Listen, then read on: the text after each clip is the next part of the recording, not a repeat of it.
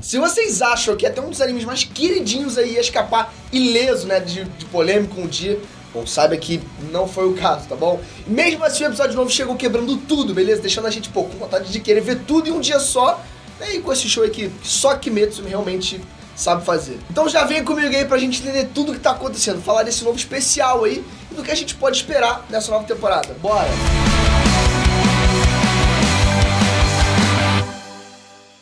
Falar inglês ainda é bicho de 7 cabeças pra muita gente, mas não precisa ser assim, para com isso. Se você aprendeu a falar português quando você ainda era um bebê, então tá aí a resposta pra você aprender uma nova língua. Já pensou nisso? A Park Education já formou mais de 100 mil alunos que agora são bilíngues, usando justamente o método baseado no nosso aprendizado mais natural. As aulas são baseadas em comunicação oral. Conversas mesmo, exatamente, conversa aqui. Do jeito que você aprendeu português. Você não aprendeu português conversando? É exatamente assim que é a Park Education. E aí dessa forma você consegue assimilar melhor o idioma, ter confiança pra falar sem se frustrar, sem desanimar, e aí aprende de um jeito muito mais descontraído.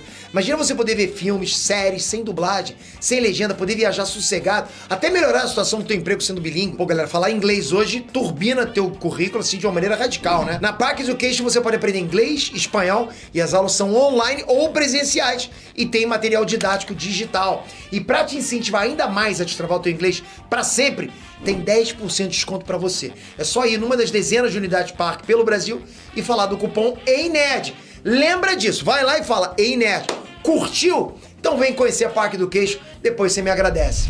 Ei, Nerd, beleza? Eu sou o Breno, e agora pode falar a verdade. Tu tá feliz, não tá? Fala sério. Com a gente sabendo aí que, vai ter um episódio novo de Kimetsu toda semana, não tem como ficar triste, não é? Bom, pelo menos é o que eu acho, né? Mas fica até o final que já aí eu vou falar que teve gente que ficou triste sim, tá? E bem frustrado com essa nova temporada. Mas começando falando do episódio, é muito louco como Kimetsu tem uma coisa brilhante, né? Em te fazer sentir o peso de tudo aquilo que aconteceu na temporada em uma só cena. Tá ali o Tanjiro abraçando o Zenitsu, o Inosuke e a Nezuko, né? E mesmo fazendo praticamente um ano que você viu a última temporada, você sente aquilo tudo de novo.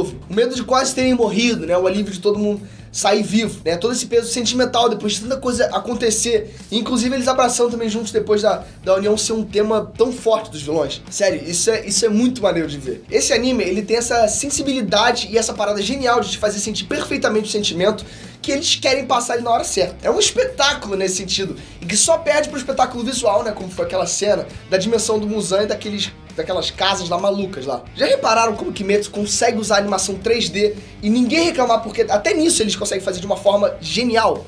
Bom, uma coisa que a gente pode comparar atualmente é com os filmes de animação 3D, né, que foram ótimos nesse sentido. No caso, com Aranha Verso e o Gato de Botas 2, né, que um dos motivos dele terem sido tão bonitos é que eles colocam essa aparência de 2D em um objeto 3D. Aí você olha e não sabe direito se aquilo é um desenho à mão ou se é CGI. E quando é CGI mesmo, eles conseguem deixar de um jeito que funcione a movimentação dele, sabe? E que não fica, né, ali um boneco de argila feio e esquisito. Bom, isso é pra vocês terem uma noção, né? Demon Slayer é tão casca grossa que eu falei e ainda não falei quase nada do episódio. Mas essa cena, galera, ela serviu muito bem pra introduzir os próximos Lua superiores e ver como cada um é único, né? E a única coisa que eles têm em comum é que todos são muito sinistros. Porque depois do Rengoku já ter morrido e o Uzui, né, ter ficado ali com um pé na cova e o outro na casca de banana, qualquer Lua superior já causa um terror enorme só de você ver ele. Porque você pensa, peraí, se o Rengoku, que parece ser o mais caixa grossa, perdeu pra um cara que nem lutou a sério o tempo todo, e ainda é o número 3. E esse tipo de cena é outro daqueles clichês que, sendo bem feito assim, a gente ama ver. No caso, vocês lembram há muitos anos atrás,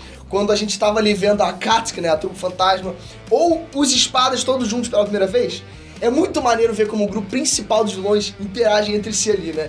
Como é que cada um na hierarquia ali e, enfim, por aí vai. E falando em hierarquia, galera, eu achei maneiro demais todos esses novos Lua superiores. Até o número 2, né, que parece ser tão gente boa, que nem parece que ele vai causar um terror na gente mais pra frente. Mas apesar dos outros serem maneiros, não tem como. O número 1 foi quem já deixou ele claro que só não é o boss final porque o Muzan não deixa, né, porque ele foi absurdo demais. O Kokushibo ainda deu pra gente ali o gostinho de botar o Akaza, né, pra medir e respeitar a espada dele. O que também faz a gente ficar com uma dúvida ali, uma pulga atrás da orelha, né, vendo que o cara é idêntico ao tal pai ali do Tanjiro, né, que a gente viu nos flashbacks dele. Então foi mais um mistério bacana aí pra gente ir vendo, né, o que aconteceu entre eles. Ou, de repente, eles dois só usam o mesmo cabeleireiro, sei lá. E cada vez mais o Muzan mostra como ele é vilão caixa grossa mesmo, porque, todas essas cenas com ele são sempre muito bizarras e muito iradas.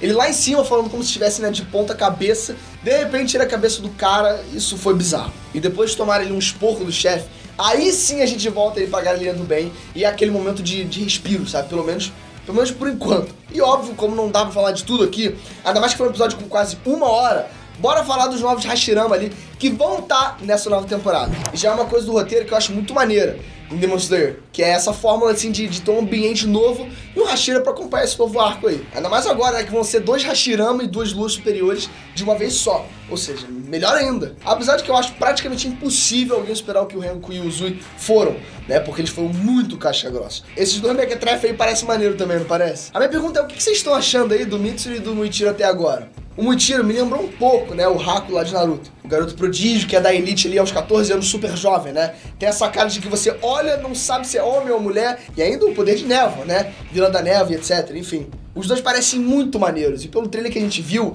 as cenas de ação deles vão ser épicas. Eu admito que eu achei que essa motivação da Mitsuru de querer virar Hashira pra encontrar o príncipe encantado não é das melhores, né? Mas até que faz sentido pra ela ser a Hashira do amor. Pelo menos acaba sendo o conceito do personagem, não é? Então mesmo o objetivo dela querer ser Hashira, ser basicamente procurar por macho e ser um clichêzão, tá tudo certo também, é normal. E outra, tá? Eu até achei bacana aquela parte do diálogo que ela fala sobre normalmente um cara querer uma garotinha fraquinha e frágil, né? Pra ele proteger. E mesmo assim ela quer ser um Hashira casca grossa. O que vocês acham? Comenta aqui embaixo, beleza? Pra eu ver se a gente tá alinhado nisso aqui. E claro, né? Depois de um episódio muito lindo e maravilhoso, a gente já teve aquele gancho de direita ali no final pra ficar mega curioso. Afinal, galera, quem que é o cara que aparece lá e qual que é a ligação entre o pai do Tanjiro e o Lua número 1? Comenta aqui embaixo a sua teoria e, claro, se você já tiver lido o mangá, pelo menos coloca um aviso de spoiler, né, seu mequetrefe. Lembra que eu falei que tinha muita gente reclamando dessa volta de Kimetsu? Pois é.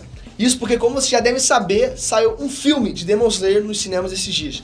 Se você procurou saber antes, ou se você acompanha aqui no Ei Nerd, né, e viu nossa análise do trailer, você já sabia que não era um filme igual ao filme do trem. Nesse caso, foram os últimos 2 episódios da outra temporada, lá do Distrito do Entretenimento. E o novo episódio especial, que valeu como 2 episódios também. Pô, a gente tentou avisar vocês, e só quem não acompanhou o canal que realmente se frustrou, né? Por isso que eu falo que é bom você se inscrever no canal, tá vendo? E vocês ainda não acreditam em mim? Ah, tô falando, pô. Mas falando sério, galera, realmente já tinha sido avisado nos trailers em praticamente todos os portais que deram notícias sobre isso antes. Mas vamos ser sinceros, né? Quantas vezes vocês já não foram ver um filme antes de ver o trailer? Muita gente acaba indo na cara e coragem, ou tá ali no shopping de bobeira, vê um cartaz do anime e pensa, pô, vou assistir aqui agora.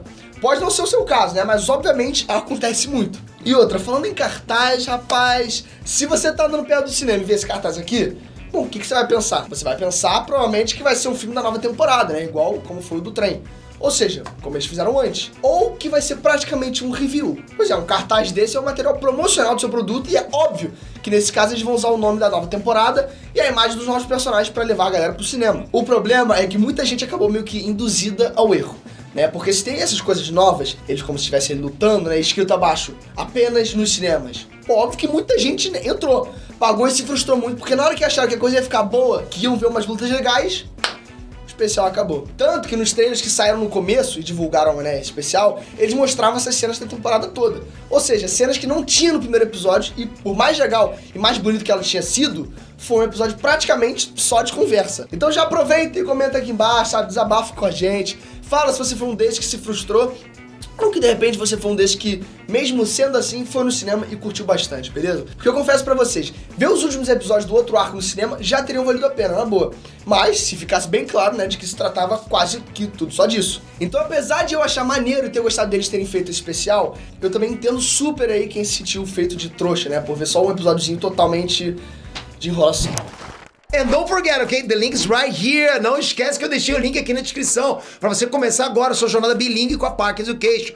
Não esquece também do cupom EINERD, tudo junto, para descolar 10% de desconto. Perde essa chance não, hein? E se você curtiu, já dá aquele like que me ajuda pra caraca. E obviamente, ó, tô te dando esse presente pra você, tá vendo? Se você for no cinema e ficou arrependido, tá tudo bem, que você tem esse presente aqui agora. Clica nessa bola, você vai se inscrever no canal e vai me ajudar pra caraca com a tua ajuda. Então já clica já nessa bola e também clica no sininho que você vai ser notificado quando o nosso próximo vídeo do Ei Nerd lançar.